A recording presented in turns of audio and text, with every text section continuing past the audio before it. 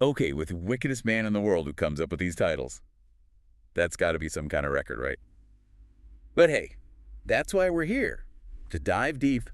Aleister Crowley. Where do we even begin with a guy like this? His Wikipedia page is a trip. It's a wild ride for sure. Poet, novelist, mountaineer, magician. I mean, talk about wearing a lot of hats. It's like he lived 5 lives in one. And all with this backdrop of, like, a super strict religious upbringing. Right. You'd think it'd be the opposite, wouldn't you? It's that contrast that makes Crowley so fascinating. I mean, picture this, 1875, the Victorian era, everything's buttoned up, all about appearances. Oh, yeah. Super stuffy. And here comes Crowley, not just, like, rebelling a little, but diving headfirst into the occult. It's almost like he was destined to clash with his family and their whole devout Christian thing. And he really went all in, didn't he?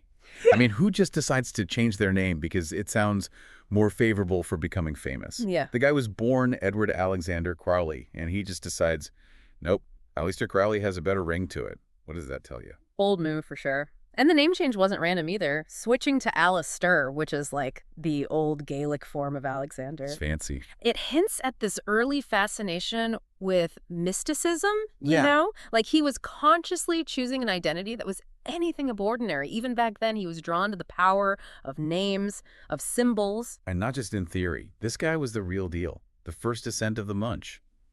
Without a guide.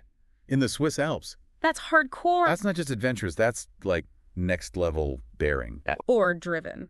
Don't forget, Crowley was a seriously skilled chess player. Even thought about going pro for a while. This was a strategic mind. He wasn't just about taking risks. He wanted to master challenges, calculate the odds. Who knows, maybe he saw mountaineering as just another game to conquer. On his own terms, naturally. But how do you go from like conquering mountains to, the world of magic? What pulled him deeper into that realm? It's interesting, right? It wasn't like a sudden switch, more like a natural progression, you Yeah. know? He was driven by this insatiable thirst for knowledge, for experiences that went beyond the everyday. And he found that in esotericism. So in 1898, he joins the Hermetic Order of the Golden Dawn. Hold up, back up. The Golden Dawn, as in like a secret society for magic. Pretty much. Think of it like a secret club, but instead of, poker night, they were all about studying and practicing magic. Okay, that's not something you hear every day. Was he hoping to become like a magical superhero or something? Maybe. But more than anything, I think he was after a deeper understanding of those hidden forces he believed were at play in the world. It wasn't just about gaining power for power's sake. So what was it about then? Well, get this. He chose Perdurabo as his magical motto. Perdurabo. Sounds intense. It means, I shall endure to the end. There's a sense of purpose in that, a resilience, maybe even a little defiance against those expectations he was raised with. He was definitely committed, that's for sure. And it wasn't just magic either. This guy was exploring everything. Yoga, Buddhism. I mean, talk about a world away from Victorian England. Right. But that was Crowley, always pushing boundaries, always seeking, always trying to unlock something more.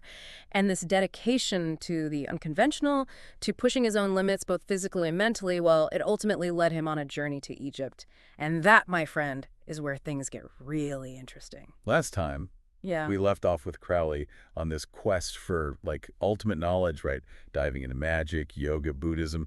And then he ends up in Egypt. Talk about a recipe for something wild. Oh, yeah. Egypt in the early 1900s was like the ultimate destination for anyone interested in ancient mysteries. It's like stepping into a time machine.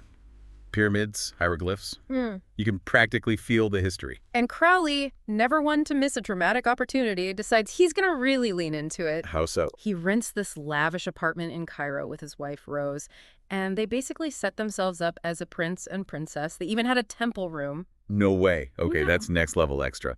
But you know Crowley, always playing a part. Exactly. He loved that blend of theatricality and genuine spiritual exploration. And it's in this setting, surrounded by ancient energy, that he has this pivotal encounter with something called the Stele of Revealing. The steel. What is that? Some kind of ancient artifact? It is. Think of like an upright stone slab, but covered in inscriptions. This one was an old Egyptian funerary tablet. And Crowley's spending a lot of time contemplating it, right? Meditating on it. It happens. Well, this is where it gets really out there. Crowley claims to have this profound mystical experience while he's studying the stele. Profound how? Like, what does it start glowing? Does it get beamed up to a spaceship? Not quite. It was more about what he felt, what he claimed to hear. And get this, the Steele's exhibit number in the museum was 666. Okay, you've got to be kidding me. 666. Talk about leaning into the whole wicked reputation. It definitely added to the mystique, right? Yep. But the number was just one piece of it. Crowley believed the Steele was like a conduit, a way for him to connect with a powerful entity he called Aiwass. Aiwass. So this is where the Book of the Law comes in, right? The book that basically lays out his whole philosophy of Thelema. Exactly. Crowley claimed that Aiwass dictated the Book of the Law to him over 3 days. Now, whether you take that literally or see it as Crowley having some kind of intense psychological breakthrough. Right, like a burst of inspiration or something. Exactly. But however it happened, the Book of the Law is crucial for understanding Crowley and Thelema.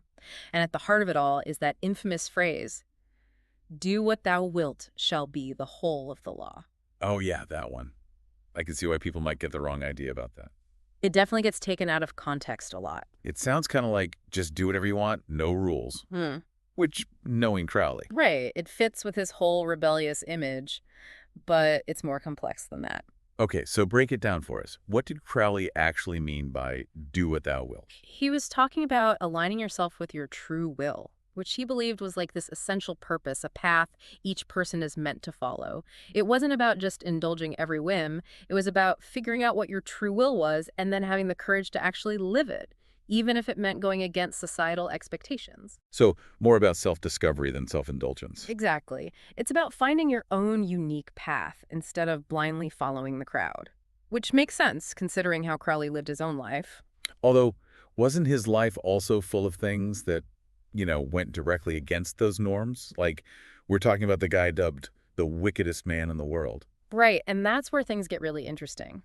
Because while Crowley might have been all about self-discovery, his own interpretation of do what thou wilt often led him down some pretty controversial paths. So we've dug into Crowley the man, the magician, the wicked one, right? But I'm still stuck on this idea of wickedness.